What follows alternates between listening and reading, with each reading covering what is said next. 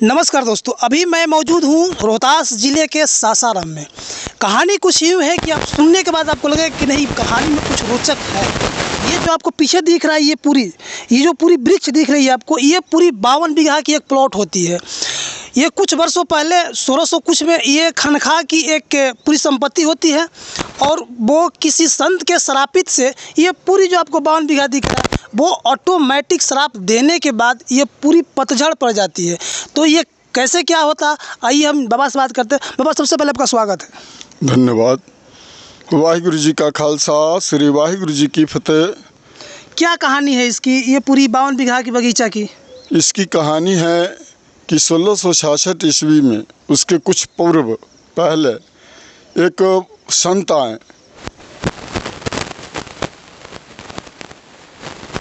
श्री चंद्र भगवान जी के परम शिष्य थे बाबा गुरुदित्ता जी।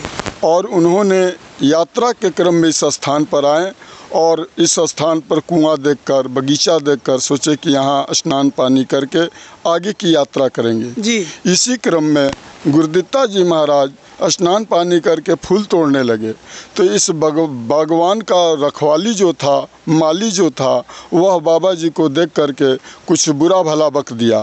तो इस बागवान का माली कौन था? हिंदू या मुसलमान था। मुसलमान था।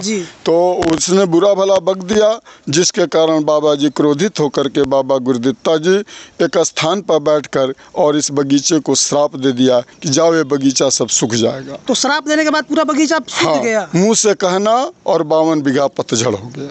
पूरा पतझड़ हो गया। तो मालिक घबरा गया कि क्या हो गया। अब उसने दौड़े दौड़े अपने मालिक को खबर दिया।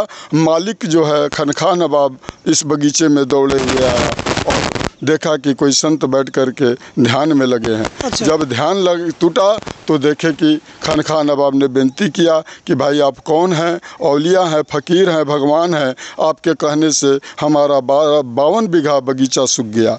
तो उन्होंने कहा कि अब जो मुंह से निकल गया वापस नहीं होना है।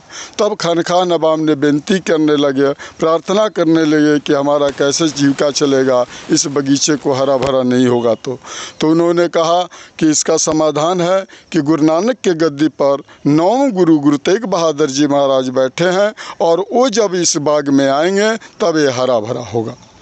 देखिए, बात ये है कि जब उन्होंने कहा कि जब खानखा ने खुद आके ये जो संत थे उनसे कहा कि गुरुजी ये कैसे हो सकता है, मतलब कि जो सूख चुका है, जो यहाँ के पर्यावरण है वो क्षतिग्रस्त हो चुका है, तो इनका निदान बताइए। तो उन्होंने निदान में यही बताया कि जो गुरु तेग बहादुर जी हैं वो आएंगे और आने के बाद उनका सारा कुछ ठीक हो जाएगा। क्या बातें हैं, हम बाबा जी से जानते हैं। 1666 ईस्वी में जब वो तेग बहादुर जी वहाँ से आ रहे, 1666 ईस्वी में गुरु तेग बहादुर जी आनंदपुर साहब पंजाब से आसाम की यात्रा पर निकले और उसी क्रम में इस बाग में आए। इस बाग में आए, जिधर जिधर महाराज घोड़ा लेकर गए सारे पेड़ हरा भरा हो गया। लेकिन जिस स्थान पर श्राप दिए थे वहाँ एक मौलेश्वरी का वृक्ष है, जिसका जोड़ा आज तक इस जिला में नहीं मिला। मतलब पूरी रोहतास जिला में नहीं? मौलेश्वरी वृक्ष का जोड़ा पूरा रोहतास जिला में नहीं मिलेगा? जी नहीं। इसके बाद मौलेश्वरी वृक्ष में अपना घोड़ा बांधे और उसी स्थान पर बैठकर 21 दिन गुरु तेग बहादुर जी महाराज तपस्या किए। उस तपस्या से वह वृक्ष जो है उसमें पत्ती आ गया और पत्ती जब आ गया तो महाराज आगे की यात्रा शुरू करने वाले थे। इसी क्रम में खानखा नवाब जो है वो आते हैं और गुरु जी के चरणों में गिर जाते हैं। गुरु जी कहते हैं कि ये किसका बगीचा है? तो 52 बीघा दान पत्र 3 गांव छुरिया, मेदिनीपुर, सोनहर, ये जो है गांव दान दे देते हैं और कहते सब गुरु जी आपका। ये खानखा जी, इनको जो खानखा नवाब थे वो गुरु तेग बहादुर जी को दान पत्र में दे दिए 3 गांव और 12 बीघा जमीन। जी। इसके बाद में गुरु तेग बहादुर जी महाराज आगे की यात्रा करने के पहले उसी समय इसका नाम गुरु का बाग पड़ा, क्योंकि गुरु जी को दान में दिया इसलिए इसका नाम गुरु का बाग पड़ गया। और उसी क्रम में गुरु तेग बहादुर जी महाराज के साथ एक राजा दास नाम के उदासीन थे, उनको यहाँ पर महंती दे करके और गुरु तेग बहादुर आगे की यात्रा। अभी जो ये 52 बीघा आप देख रहे हैं, अच्छा ये जो 52 बीघा है अभी किसके नाम से है? मतलब पूरी ये जो यहाँ की गुरुजी का बाग है उनके हैं या फिर किसी और का हो चुका है? तो गुरु का बाग का, लेकिन सब करीब कुछ वर्षों से 100-150 वर्षों से इस पर अतिक्रमण में है। सब कोई कह रहा है कि मेरा है, जिसमें बहुत सा ज़मीन बिक्री भी हो चुका है।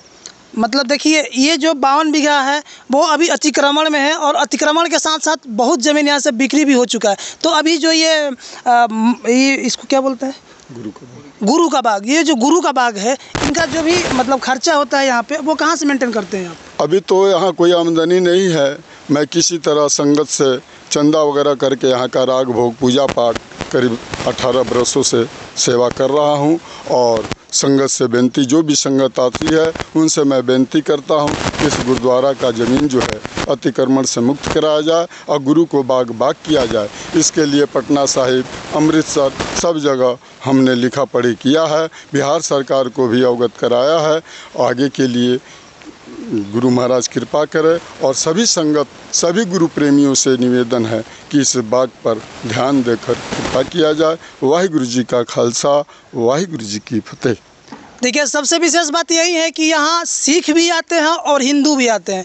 जब वो तेग बहादुर जी यहाँ आए थे तो यहाँ एक शिवलिंग का स्थापना किए थे, और शिवलिंग स्थापना होने के बाद यहाँ एक हिंदू का भी रोचक है और एक सिख का भी। तो दोनों जो पर्वें होती है वो यहाँ धूमधाम से मनाई जाती है। बाकी जो भी जहाँ उनका तपोस्थली था और जो भी वृक्ष था उनका, हम आगे आपको दिखा रहे हैं।